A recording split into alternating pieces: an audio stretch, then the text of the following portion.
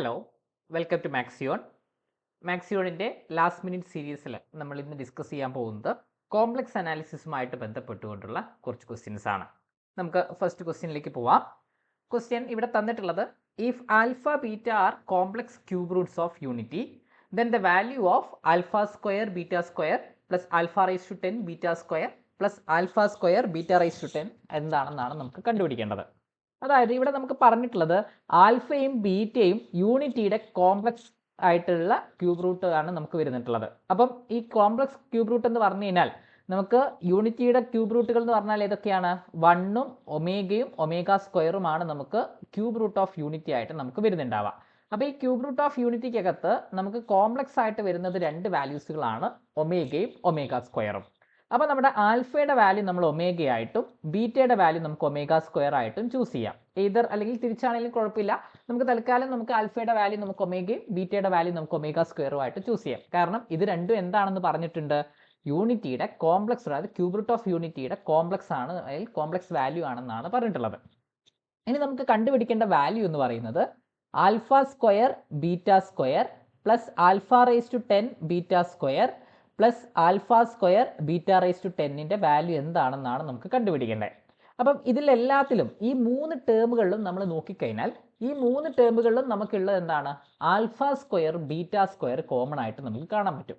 അപ്പോൾ alpha square beta square നമ്മൾ common ആയിട്ട് പുറത്തെടുത്തു കഴിഞ്ഞാൽ ബാക്കി നമുക്ക് എന്ത് വരുന്നുണ്ടാവും?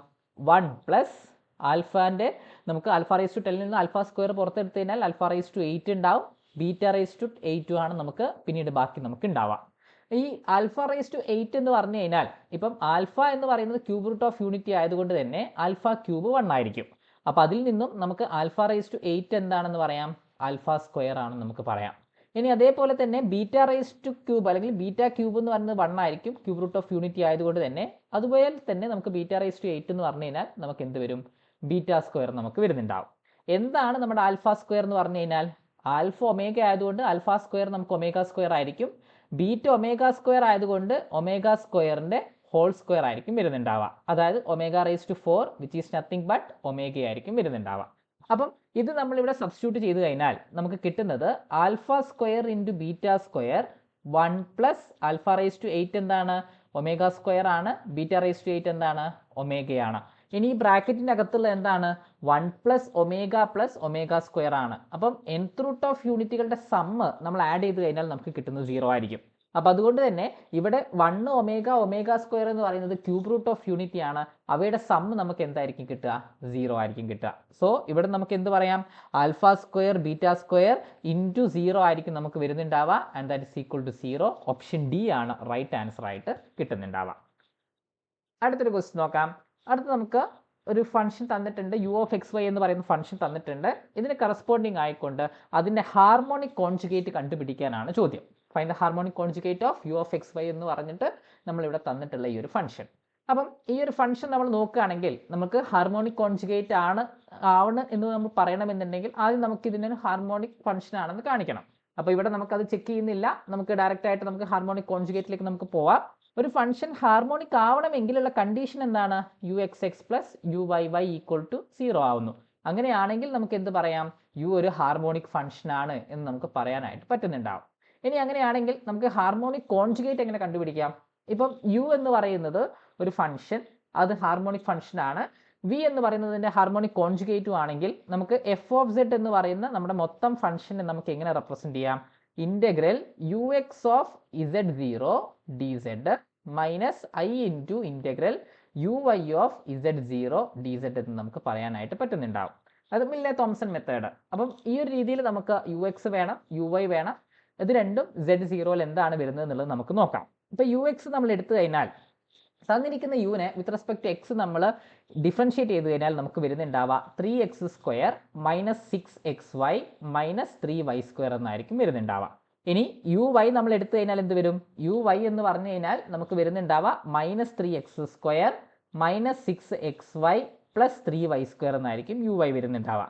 അങ്ങനെയാണെങ്കിൽ യു എക്സ് ഓഫ് Z0 നമ്മൾ എടുത്തു കഴിഞ്ഞാൽ എക്സിന് നമ്മൾ സെഡും വൈക്ക് നമ്മൾ 0യും കൊടുത്തു കഴിഞ്ഞാൽ നമുക്ക് കിട്ടുന്നത് 3z സ്ക്വയർ അല്ലേ? നമുക്ക് കിട്ടുന്നത് എന്തായിരിക്കും? 3z square. ബാക്കി നമുക്ക് y 0 ആയതുകൊണ്ട് ബാക്കിയുള്ള ടേമുകളൊക്കെ നമുക്ക് 0 ആയിട്ട് മാറും, 3z സ്ക്വയർ മാത്രമായിരിക്കും ഉണ്ടാവുക. ഇനി uy(z0) നമ്മൾ എടുത്തു കഴിഞ്ഞാൽ എന്ത് വരുന്നുണ്ടാവും? എക്സിന് നമ്മൾ z കൊടുത്തു കഴിഞ്ഞാൽ -3z², ബാക്കിയെല്ലാം നമുക്ക് 0 ആയിരിക്കും വരുന്നുണ്ടാവുക. ഇനി അത് നമുക്കിവിടെ സബ്സ്റ്റിറ്റ്യൂട്ട് ചെയ്യാം. സബ്സ്റ്റിറ്റ്യൂട്ട് ചെയ്യുന്ന സമയത്ത് integral 3z² dz minus i into integral നമുക്ക് എന്ത് വരും? -3z² dz എന്നായിരിക്കും വരുന്നുണ്ടാവുക. അതായത് 3 നമ്മൾ പുറത്തെടുത്ത് കഴിഞ്ഞാൽ z²ൻ്റെ ഇൻ്റഗ്രൽ എന്താണ്? z³ 3 ആണ്.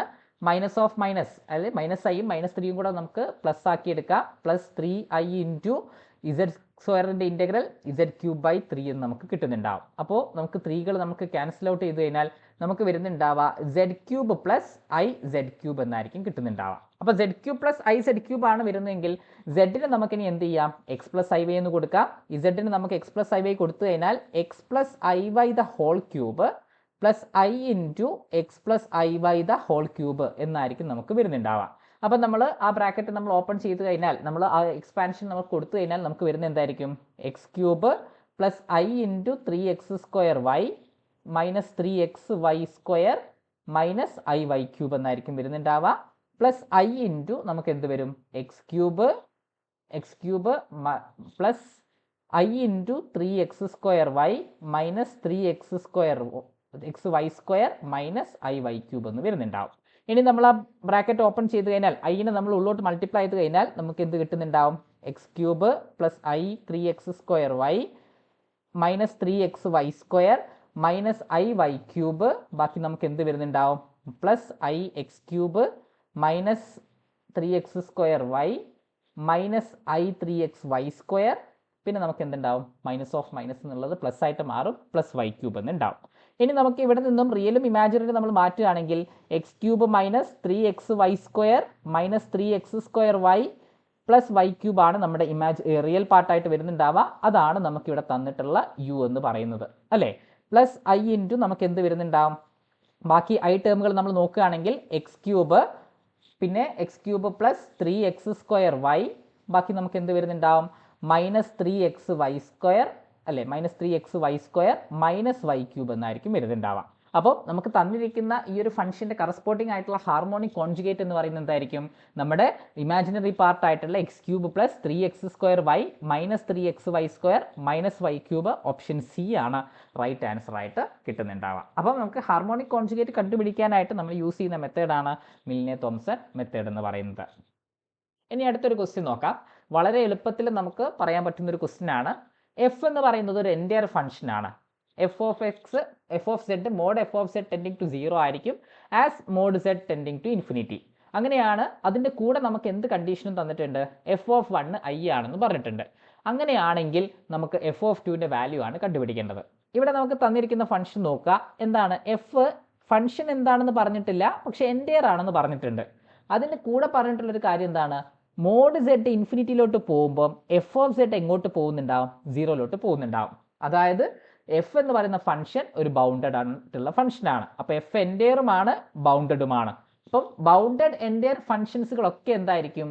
കോൺസ്റ്റന്റ് ഫംഗ്ഷൻസുകളായിരിക്കും നമുക്ക് വരുന്നുണ്ടാവുക, അല്ലേ? ബൗണ്ടഡ് എൻറ്റയർ ഫംഗ്ഷൻസുകളൊക്കെ കോൺസ്റ്റന്റ് ആയിരിക്കും. നമുക്ക് ലിയോ-വില്ലീസ് തിയറം പ്രകാരം നമുക്ക് ബൗണ്ടഡ് എൻറ്റയർ ഫംഗ്ഷൻസ് ഒക്കെ നമുക്ക് കോൺസ്റ്റന്റ് ഫംഗ്ഷൻസ് ആയിരിക്കും. അപ്പോൾ അതുകൊണ്ട് തന്നെ നമുക്ക് എന്ത് പറയാം?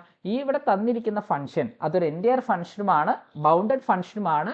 അപ്പോൾ അതുകൊണ്ട് തന്നെ എഫ് ഒരു കോൺസ്റ്റന്റ് ഫംഗ്ഷൻ ആണ് എന്ന് നമുക്ക് പറയാൻ പറ്റും. അപ്പോൾ എഫ് കോൺസ്റ്റന്റ് ആണെന്ന് നമുക്കറിയാം.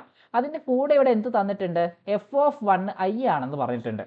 എഫ് ഓഫ് 1 i ആണ്, കോൺസ്റ്റന്റ് ഫംഗ്ഷൻ ആണ്. അപ്പോൾ കോൺസ്റ്റന്റ് ഫംഗ്ഷന് ഏത് വാല്യൂ കൊടുത്തു കഴിഞ്ഞാലും നമുക്ക് കിട്ടുന്ന എന്തായിരിക്കും? F of z equal to 1 c എന്നായിരിക്കും നമുക്ക് കിട്ടുന്നുണ്ടാവുക. അപ്പം എഫ് ഓഫ് 1 ആയാലും എഫ് ഓഫ് 2 ആയാലും ഒക്കെ നമുക്ക് ആ കോൺസ്റ്റന്റ് ആയിരിക്കും കിട്ടുക. നമുക്കിവിടെ തന്നിട്ടുണ്ട് എഫ് ഓഫ് 1 i ആണെങ്കിൽ ഒബ്വിയസ്ലി നമുക്ക് എന്തായിരിക്കും? എഫ് ഓഫ് 2 എന്ന് പറയുന്നതും i ആയിരിക്കും. കാരണം നമ്മുടെ ഫംഗ്ഷൻ ഒരു കോൺസ്റ്റന്റ് ഫംഗ്ഷനാണ്. അപ്പം ലിയോ-വില്ലീസ് തിയറം പ്രകാരം നമുക്ക് വളരെ എളുപ്പത്തിൽ എന്ത് ചെയ്യാം? ഈ ഒരു ഫംഗ്ഷൻ കോൺസ്റ്റന്റ് ഫംഗ്ഷൻ ആണെന്ന് പറയാൻ പറ്റും. ആ കോൺസ്റ്റന്റ് ഫംഗ്ഷൻ്റെ വാല്യൂ നമുക്കിവിടെ തന്നിട്ടുണ്ട്. z ഈക്വൽ ടു 1 i ആയതുകൊണ്ട് എഫ് ഓഫ് 2 എന്തായിരിക്കും? i ആയിരിക്കും. അപ്പോൾ ഏത് വാല്യൂ എടുത്തു കഴിഞ്ഞാലും i ആയിരിക്കും വരുന്നുണ്ടാവുക. ഓപ്ഷൻ ബി ആണ് റൈറ്റ് ആൻസർ ആയിട്ട് കിട്ടുന്നുണ്ടാവുക. അടുത്തൊരു ക്വസ്റ്റ്യൻ നോക്കാം. F of z is equal to z bar എന്ന് പറയുന്ന ഫംഗ്ഷൻ.